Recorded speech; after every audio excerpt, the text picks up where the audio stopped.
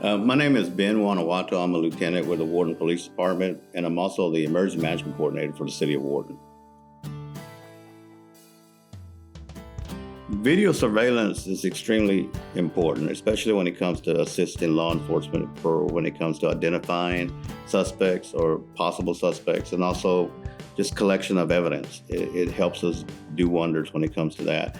And that footage also is very, very useful when it comes to prosecutions for the district attorney side of it. And videos just don't lie. They tell you, they give you the whole picture. We had a call, burglar alarm went off at one of our local drugstores. So once the manager got there, we were able to review the videos. If it wouldn't have been for the video, we'd have said, well, they're gone. Nobody's here, because we searched that building all day long for hours and couldn't find them. And it wasn't until we reviewed the video that we actually found that they were still in the store. And the video showed that they climbed up into the ceiling. From a law enforcement perspective, the community members play a big role with this because they can deter crime that happens not only in the community, in their homes, but also in local businesses. Just the mere presence of the visual of security cameras or alarms could be a deterrent for a criminal to commit that crime at that location. Not only do we ask the homeowner or the local business, but we also canvass the area to see if anybody else has any type of security system outside of their location, residence, buildings, whatever it may be. And that becomes very useful when we collect that information as well. As far as identifying suspects through footage and even stuff that has happened with us here in Wharton, that's been very, very helpful.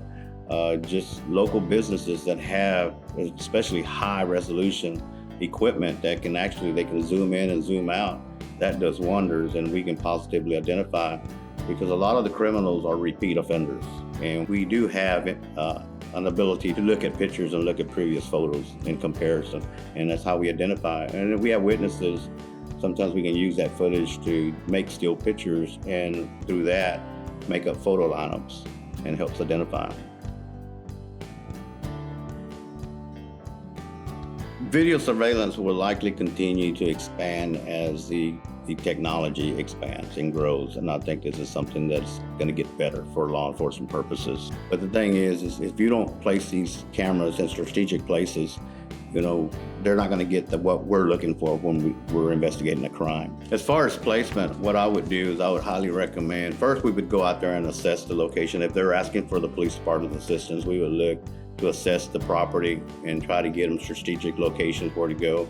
Then look at the type of cameras, whether it's a wide angle, high resolution, because if it's something you want to catch, someone's going to come to the front door, maybe you want a better high resolution camera to pick up that. If it's an outside camera, remember you want the whole wider angle. Also, you might want to look at whether weather resistance cameras versus indoor versus outdoor cameras.